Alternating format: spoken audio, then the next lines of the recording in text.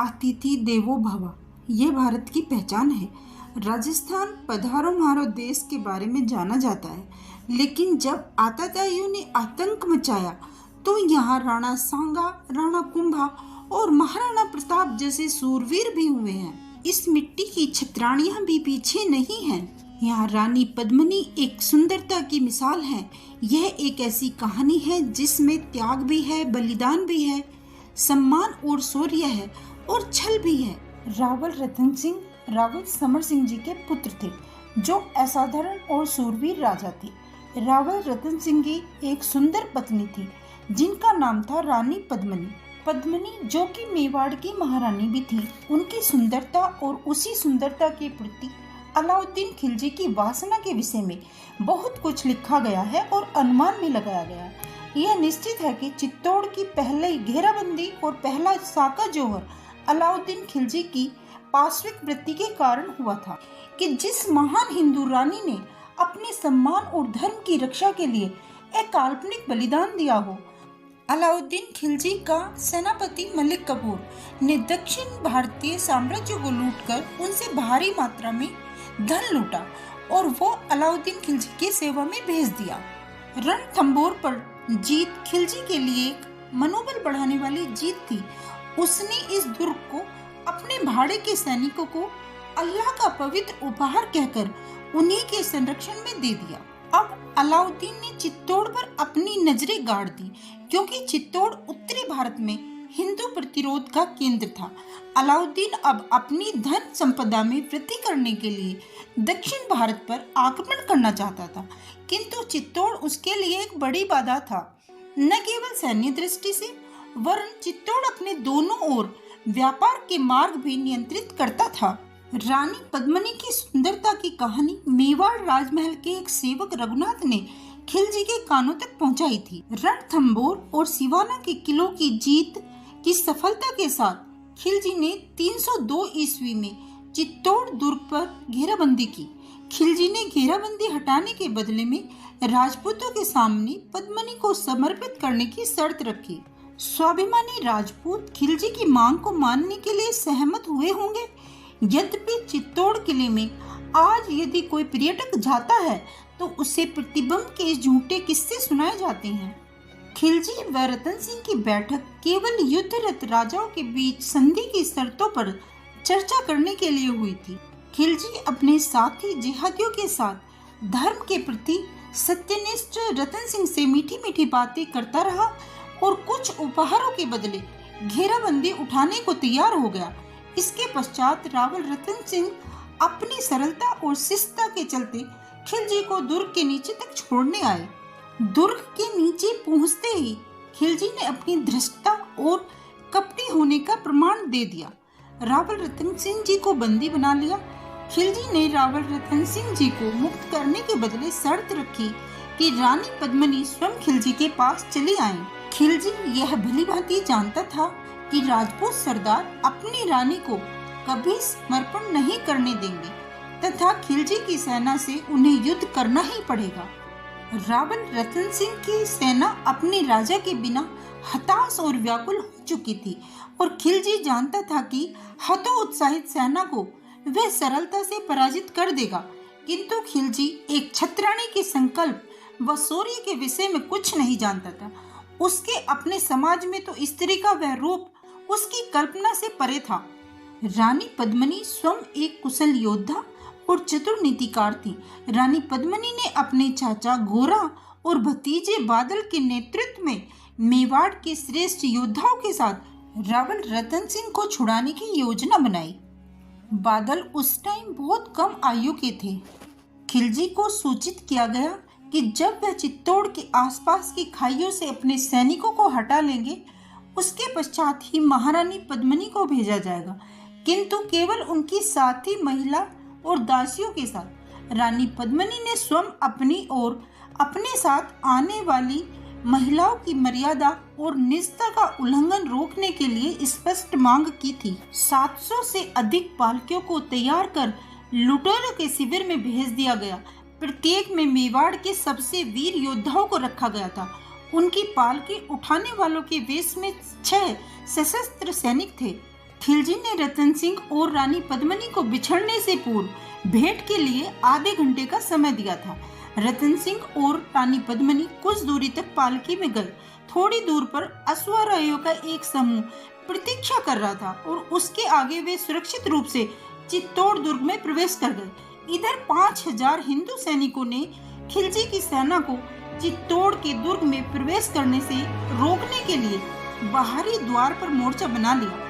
खिलजी इस घटनाक्रम से भौचक्का रह गया और उसने आक्रमण कर दिया। अपने महाराज रतन सिंह की सुरक्षा के प्रति कटिबद्ध और रानी के सम्मान की रक्षा की एकमात्र इच्छा से गोरा और बादल ने खिलजी के सैनिकों पर विनाश का तांडव शुरू कर दिया।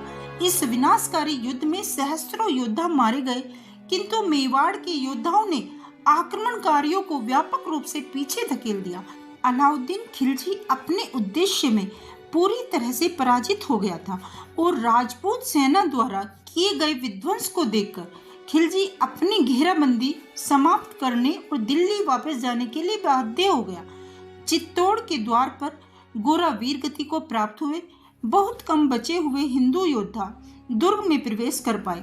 कुछ समय बाद अलाउद्दीन ने शेष राजस्थान को लूटकर अपने संसाधनों को फिर से भर दिया और 2 साल के पश्चात चित्तौड़ फिर लौट आया। मेवाड़ अभी तक इतने सारे पुत्रों को खोने से उभर नहीं पाया था कि खिलजी ने इस बार अपने आक्रमण को और अधिक सुचारू रूप से नियोजित किया।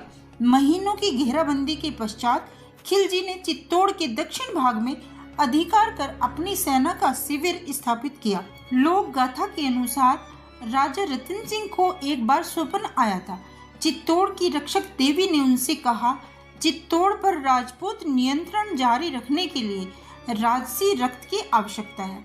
जो मुकुट धारण करते हैं उन्हें चित्तौड़ के लिए अपना रक्त देना होगा, अन्यथा चित्तौड़ की भूमि उनके हाथों से छिन जाएगी। रतन सिंह ने मध्य रात्रि में उठकर अपने सभी सरदारों से एक मीटिंग करी और दिव्य स्वप्न के विषय में बताया। राजा रतन सिंह ने 12 बेटे और भतीजे तैयार थे। यह निर्धारित किया कि उनमें से प्रत्येक एक एक करके आक्रमण का नेतृत्व करेगा। खिलजी पर मेवाड़ द्वारा 3 दिन हमले में सबसे बड़े राजकुमार अरी सिंह सहित 11 राजकुमार वीर गति को प्राप्त हो गए। तीसरी रात को रतन सिंह के प्रिय पुत्र कर्णन सिंह जी उत्तरी द्वार से निकलकर केलवाड़ा की सुरक्षा में चले गए। चौथे दिन रतन सिंह जी ने घोषणा की कि अब मैं स्वयं को चित्तौड़ की रक्षा में तिरोहित करता हूँ। किंतु यह कोई साधारण घोषणा नहीं थी, क्योंकि उस घोषणा के साथ ही भारत की आत्मा पर एक घना अंधकार छाने वाला था।